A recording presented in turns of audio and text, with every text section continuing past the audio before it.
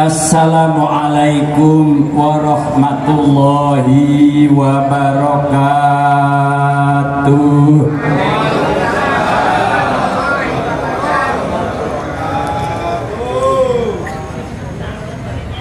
Alhamdulillahil malikid dayyan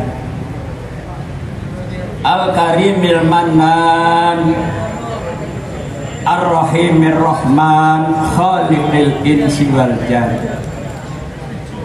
Asyhadu an la ilaha illallah wahdahu la syarikalah ilahul awwalina wal akhirin wa asyhadu anna muhammadan abduhu wa rasuluh alladzi la yuhibbul buhtan. Allahumma salli ala sayyidina Muhammadin wa ala alihi wa sahbihi wa man tabi'ahudah ila yaumiddin.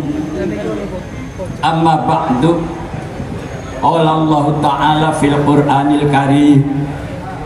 A'udzu billahi minasyaitonir rajim. Ya ayyuhalladzina amanu ittaqullah wal tandur nafsun ma qaddamat lighad al-ayat. Wa qala Rasulullah sallallahu alaihi wasallam khairun nasi man tala umruhu wa hasuna amaluhu. Shadaqallahul azim wa sadaqa rasuluhu wa habibuhul karim. Ayuhal afadil al-mukarramun wal muhtaramun, para sesepuh dan alim ulama, para asatidz dan para kiai, pimpinan pondok pesantren yang sangat kami muliakan. Yang terhormat Bapak Wali Kota Cilegon beserta Forkop Bimda Kota Cilegon beserta aparat pemerintah sipil maupun TNI Polri, baik tingkat kota, tingkat kecamatan, tingkat kelurahan, yang semoga diberkati dan dirahmati Allah Subhanahu wa Ta'ala. Panitia penyelenggara beserta keluarga besar, para pahlawan GGR Cilegon yang semoga tetap konsisten melanjutkan perjuangan para leluhurnya. Hadirin dan hadirat yang dimuliakan dan dirahmati Allah Subhanahu wa Ta'ala, dengan mengagungkan dan memuji syukur kehadirat Allah Subhanahu wa Ta'ala serta memohon rahmat dan salam semoga senantiasa dilimpahkan kepada junjungan kita Nabi besar Muhammad sallallahu alaihi wasallam. Alhamdulillah wa syukurillah, pada malam hari yang penuh dengan rahmat, barokah dan maghfirah ini, kita telah dapat bersama-sama melaksanakan acara doa bersama dalam rangka menyambut tahun baru Hijriah, memperingati peristiwa besar, peristiwa yang luar biasa, hijrah Rasulullah Muhammad sallallahu alaihi wasallam dari kota Makkah ke kota Madinah, sekaligus juga haul para pahlawan GGR Cilegon dan memperingati peristiwa GGR Cilegon 1888. Peringatan adalah perintah Allah. Fadzakir fa inna dzikra tanfa'ul mu'minin. Antara lain untuk mengingat-ingat kembali peristiwa yang sudah lama terjadi, peristiwa yang sudah berabad-abad terjadi, sehingga dengan kita sebut-sebut kembali, dengan kita ingat-ingat kembali, maka segar kembalilah ingatan kita. Seolah-olah baru saja kemarin sore kita ditinggalkan oleh Rasulullah Muhammad sallallahu alaihi wasallam, sehingga semangat kita tidak kalah dengan Abu Bakar Siddiq, tidak kalah dengan Sayyidina Umar bin Khattab, tidak kalah dengan Sayyidina Utsman bin Affan, Sayyidina Ali bin Abi Thalib, Sayyidatina Khadijah Al-Kubra At-Tahirah, dan juga sahabat-sahabat lainnya. Sampai pagi rasanya Pak. Babat Banten sampai berdirinya Kota Madiun Cilegon.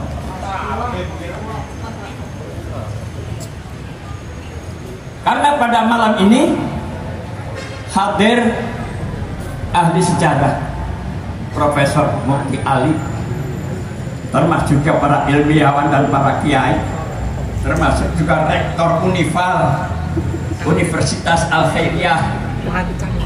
Jadi sekilas ini untuk menjadi PR, diluruskan, disempurnakan, dan menjadi sejarah yang baik bagi masyarakat Banten. Suatu hari Sang Rama Sultan Syarif Hidayatullah Sunan Gunung Jati Cirebon memanggil Kang Putra Hasanuddin, dipanggil oleh Kang Rama. Hasanuddin, kamu harus berangkat menuju Kulon, cari kampung yang belum masuk Islam. Perintah langsung dari Sang Rama Syarif Hidayatullah. Kan cari cerita, berangkat Hasanuddin, tidak diceritakan di situ apa seorang diri, apa banyak pengawalnya. Pokoknya berangkat menuju Kulon. Sampai Banten Kulon, naik ke Gunung Munare, Gunung Karang. Kebetulan di sini ada Pak Ketum Al-Khairiyah dari Palka, Bapak Dr. Nes Syafarudin, Pak Ketum Al-Khairiyah dari Palka, dari Gunung Karang ini. Nanti di samping ada ahli sejarah tadi. Menuju, kemudian dari Banten Kulon menuju Gunung Munare, Gunung Karang. Di situ Maulana Hasanuddin munajat. Kemana dulu dia harus datang?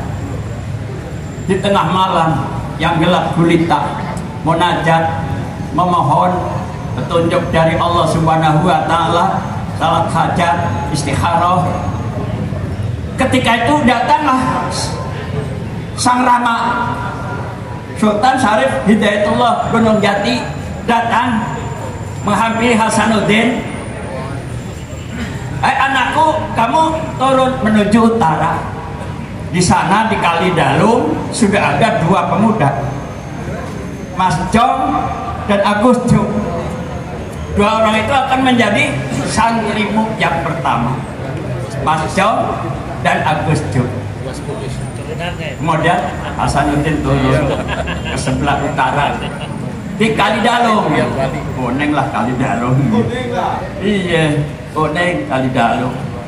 Di situ ada makam Ki Mas Jong dan Ki Agus Jong di Kali Dalung.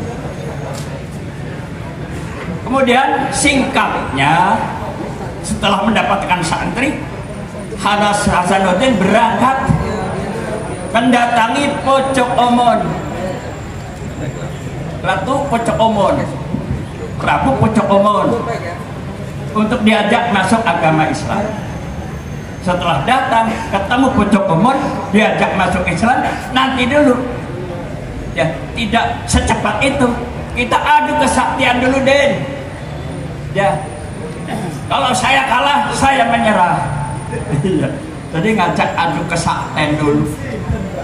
Iya, diladeni sereng Hasanuddin, diladeni ya. Kesaktian apa? Pocok Omon ngajak ngadu ya. Tempatnya yang Tegal Papak, Waringin Kurung. Tapi maaf, bukan Waringin Kurung nama kecamatan, bukan. Zaman bahula. Turunan Waringin Kurung kecamatan pergelengge. Di Tegal Papak, Waringin Kurung. Pocok Omon mencipta ayam dari gajah, dicipta menjadi ayam jago, ayam jantan. Hasanuddin memerintahkan santrinya tadi Ki Agus Jo.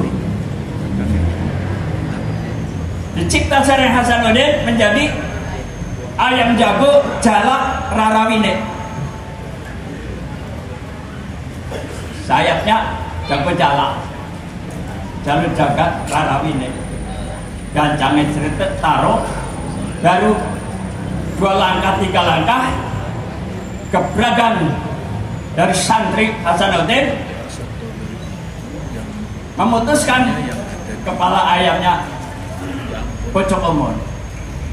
Disitulah nyerah. Jadi Pocok Omon, kamu harus mengucapkan 2 kalimat syahadat masuk Islam. Pocok Omon keberatan. Waduh, saya tidak sanggup meninggalkan ajaran leluhur saya. Jadi nyerah Hasanuddin. Ya kalau kamu tidak mau, ya tidak apa-apa. Tapi kamu titip jangan mengganggu orang-orang yang menyebarkan agama Islam. Sehingga Pocok Omon diberikan tempat khusus di aranin apa itu? Baduy, iya, di suku Baduy, di Simet Baduy. Dan sampai hari ini mereka tidak merepotkan apa-apa, tidak mengganggu karena sudah ada janji Pocok Omon dengan Sultan Hasanuddin. Singkatnya, Maulana Hasanuddin mendapatkan sambutan yang besar di negeri Banten. Kemudian Sang Rama ingin mendaulat Hasanuddin menjadi Sultan Banten. Maka untuk mendaulat Hasanuddin Sultan Banten, Sang Rama minta bantuan Kesultanan Demak dan Wali Songo, wali-wali untuk mengirim kiai untuk mendukung Hasanuddin menjadi Sultan Banten.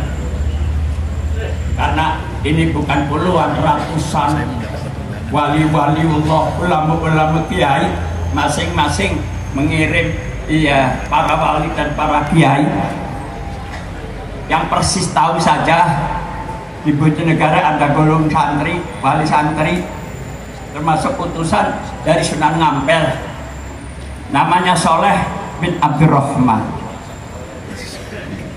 Dengan pendampingnya Syekh Abdul Khafi yang dikenal dengan Ki Beji, guru besar Bandrong, yang kuburannya ada di Terumbuk dengan Boyot Terumbuk, berdampingan 2. Ki Beji dengan Boyot Terumbuk.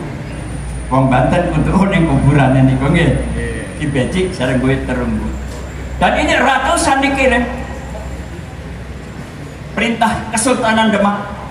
Sehingga di mana-mana ada ya kuburan para wali untuk mendukung, termasuk di Gunung Gede juga Polampel ada Ki Jagabaya dan sebagainya. Ya, ini dari sultan-sultan yang diperintahkan oleh Kesultanan Demak mengirim para kiai untuk mendukung Maulana Hasanuddin menjadi Sultan Banten. Singkatnya, Banten menjadi kesultanan, punya bandar internasional. Di Karamandu dikunjungi oleh kapal-kapal asing dari Arab, dari Cina, dari mana-mana, Portugis membeli rempah-rempah yang didukung oleh Demak juga. Iya, menjadi bandar besar. Sampai di situ dulu. Karena ramai setelah menjadi bandar besar ini ada gangguan bajak-bajak laut yang bermarkas di Bojonegara, namanya Tanjung Baju. Hasil bajakannya disimpan di Pulau Tungga, ditunda di Pulau Tungga. Ini bajak-bajak laut. Iya. Maka murid-murid Ki Beji lah perguruan pencaksilat Bandrong diutus untuk menghadapi bajak-bajak yang berkeliaran di Teluk Banten, Selat Sunda dan Sunda Kelapa. Sampai di situ dulu. Di sini ada ketua DPD Bandrong, Kota Cilegon, Kamus, berdiri Kamus.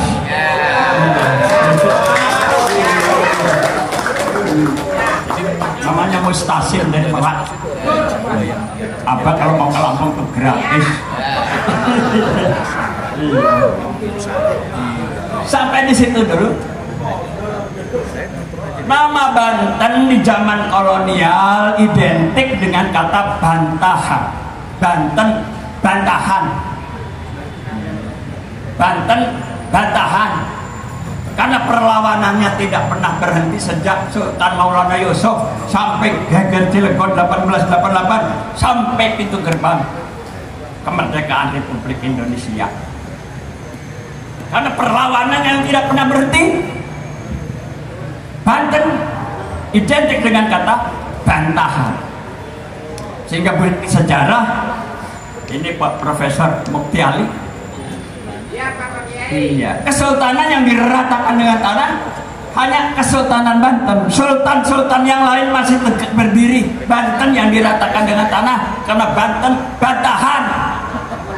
Nah ini sampai Geger Cilegon 1888. Karena jasa perjuangan masyarakat Banten, rakyat Banten untuk tegaknya NKRI, untuk kemerdekaan Republik Indonesia luar biasa. Antara lain ketika Jepang menyerah kepada Sekutu, datang pasukan perdamaian dipimpin oleh Portugis, tapi ada tanda-tanda akan dikembalikan lagi ke kolonial Belanda. Ya, ibu kota Jakarta sudah diduduki oleh Portugis. Ulama-ulama Banten, rakyat Banten berangkat merebut ibu kota Jakarta dari tangan Portugis. Karena senjatanya golok, bambu runcing, mereka meriam, yes, senapan dan sebagainya.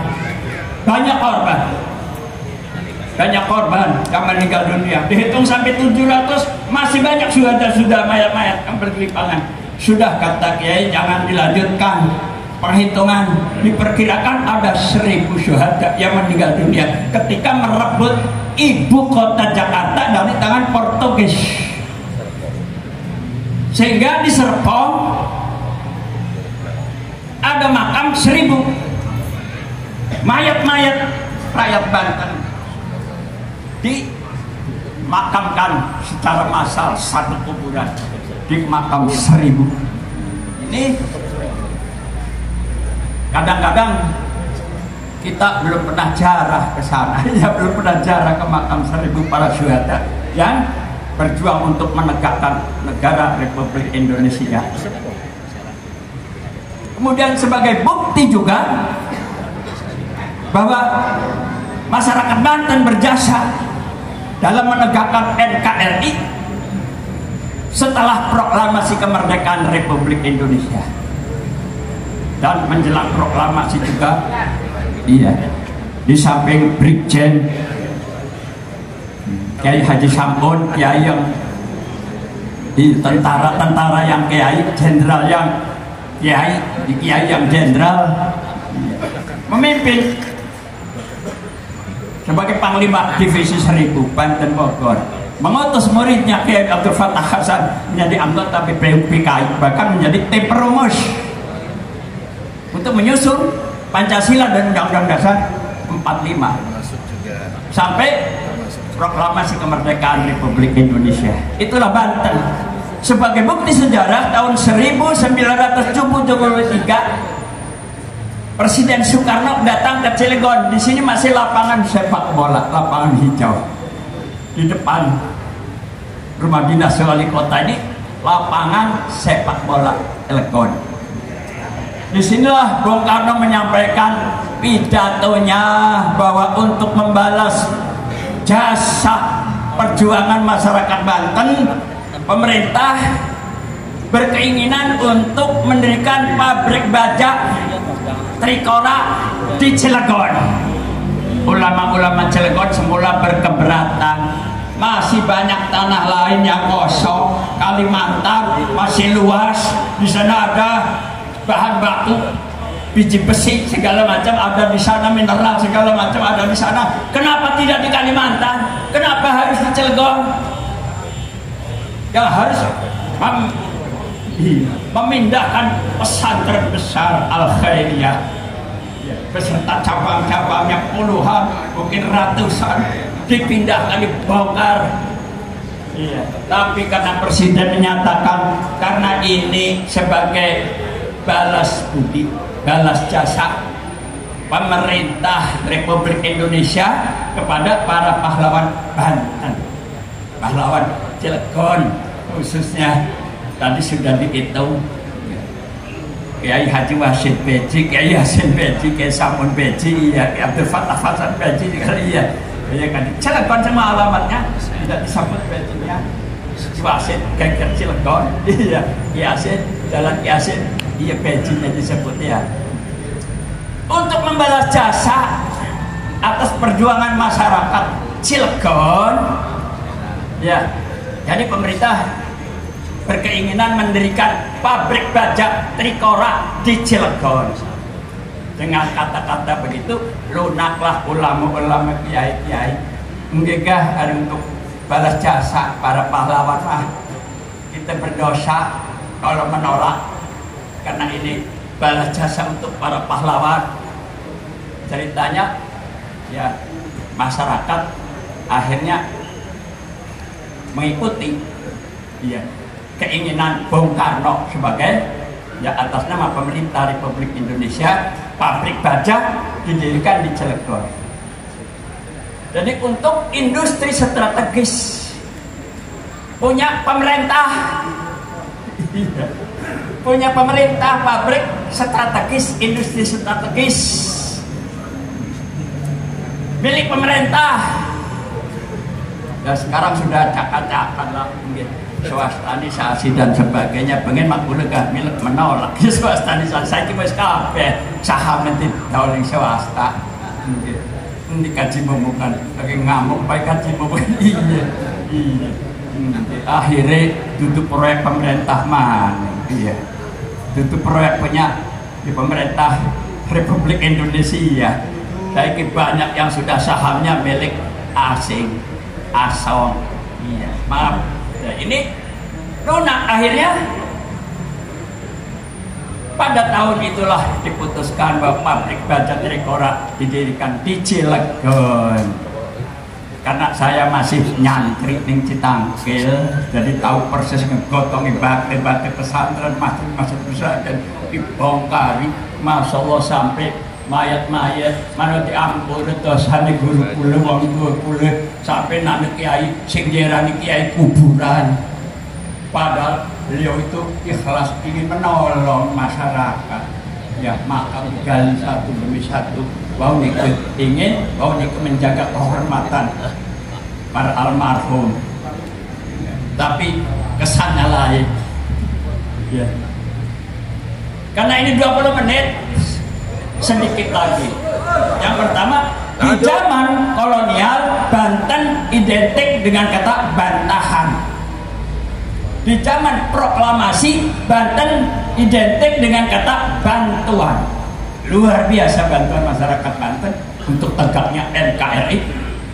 Buktinya pemerintah Republik Indonesia untuk membalas budi para pejuang Banten didirikanlah pabrik baja Trikora di ini para pemain Abadi Romli. Abadi Romli kasih ketibanan mah iya ini sering Pak Haji Nawawi itu di zaman proklamasi Abdul Fattah Hasan diutus oleh Brigjen Ki Samun mewakili Brigjen Ki Samun untuk duduk di BPUPKI.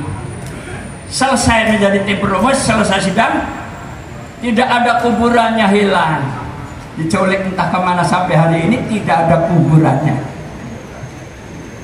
Syekh Kiai Haji Abdul Fattah Hasan menawi sampun wonten ing swarga lah, menawi dipadangaken kubur. Kemudian di zaman reformasi Banten identik dengan benten. Banten identik dengan kata benten. Jadi mungkin ini tampil beda. Yang tadinya Keresidenan Banten menjadi Provinsi Banten. Singkatnya ini kemudian karena kemudian ketua ICMI ya.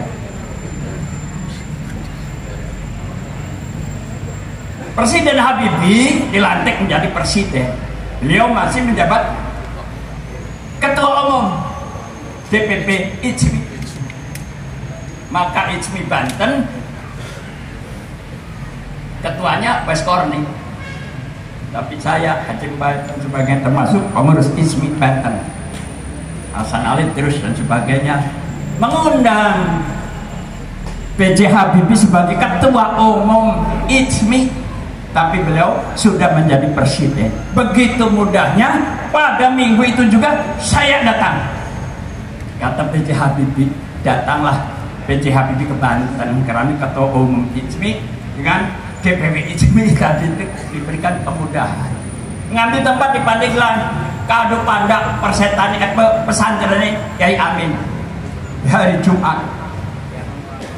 Jadi singkatnya saja, ketika itu bupati-bupati sekarsidenan Banten datang ke kantor panitia penyelenggara tadi untuk mengundang presiden. Mohon dengan sangat panitia, kalau nanti gubernur Jawa Barat datang, jangan ngomong-ngomong Banten memisahkan diri dari Jawa Barat. Ajar kul-kulban apa bupati dimarahi. Jadi kok iya bupati-bupati takut dimarahi oleh gubernur Jawa Barat. Undang-undang datang ke Banten, didaulat Banten, misah dari Jawa Barat. Takut.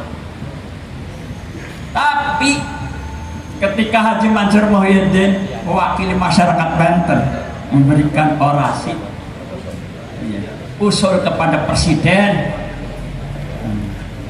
ingin Banten menjadi provinsi. Ketika itu Haji Mansur Muhyiddinnya sudah sejarah masih orasi tanpa teks. 3 tuntutannya 3. Ayo Bapak Profesor, iya, malah tentang Bapak Profesor. Ayo, bukan Wisman untuk doa. Yang pertama, untuk memperdekat jarak birokrasi, Banten ingin menjadi provinsi sendiri, provinsi Banten, untuk meningkatkan kesejahteraan masyarakat Banten. Yang pertama. Yang kedua, untuk memenuhi kebutuhan sumber daya manusia, Untirta supaya dijadikan universitas negeri. Permintaan yang kedua. Dan yang ketiga, untuk melengkapi daerah Kabupaten Cilegon, minta dijadikan kota madya. Selesai sampai dari kota madya, Cilegon jadi kota madya. Tiga-tiganya dilaksanakan. Begitu B.J. Habibie, Presiden Republik Indonesia berdiri menyampaikan pidatonya, kalau permohonan itu sudah ada di meja saya, sekarang ini juga saya tanda tangan. Ya, kata Presiden Habibie. Ketika itu langsung Ketua DPR RI-nya Akbar Tanjung turun dari kursinya menyalami saya, selamat Pak Kiai, saya saksinya, Ketua DPR RI. Panglima Angkatan Bersenjata Wiranto Pangap turun juga dari kursinya menjabat tangan saya juga jadi saksi Pak Kiai. Belum lagi menteri-menteri yang lainnya, orang yang namanya presiden yang datang. Tapi ketika itu yang ditakuti oleh bupati-bupati, takut dimarahi oleh Gubernur Jawa Barat. Ya, Abah Haji Mansur bahwa ini dimudahkan oleh Allah menyampaikan kalau Banten menjadi provinsi, ini amal jariah Bapak Haji Noraya, Gubernur Jawa Barat. Semua tepuk tangan, termasuk Haji Noriana, Gubernur Jawa Barat, tepuk tangan, senang, ketawa terbahak-bahak. Kalau Banten menjadi provinsi, ini amal jariah Bapak Haji Noriana, Gubernur Jawa Barat. Akhirnya berdiri semua bupati-bupati ini kan merangkul genon Pak Kiai cekotan boten situ dimarahi gubernur. Jadi sudah 3 tuntutan tadi, 3-tiganya dikabulkan oleh Presiden Republik Indonesia.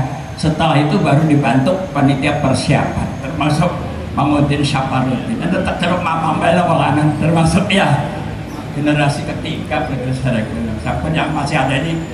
Iya. Apa sudah 78? Maaf, jadi yang tahu saya ini manula ini sudah ya. Karena 20 menit barangkali masih kurang ya pulang. Iya. Sudah 20 menit tadi sudah sampai Cilegon menjadi kota madya. Universitas Tirtayasa menjadi universitas negeri. Banten menjadi provinsi. Tiga-tiganya dikabulkan.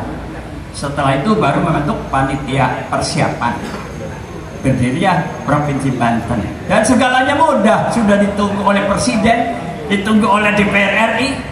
Iya. Para menteri juga menyaksikan, jadi segalanya lancar. Termasuk yang duduk di panitia Bapak Dr. Andes Udin Saparudin, Ketum Al-Hariah dari Palka, dari Palima Cinangka, dari Gunung Karang tadi. Itu saja yang dapat kami sampaikan dari panitia persiapan berdirinya Provinsi Banten. Untuk menjadi wali kota pertama yang diminta Kiai Haji Fatullah Sam'un, anak bupati pertama, ya bupati Serang, Kabupaten Serang, Panglima Divisi 1000, pendiri Al-Khairiyah. Barang jawab Pak Kiai Fatullah Sam'un, wis aat bae.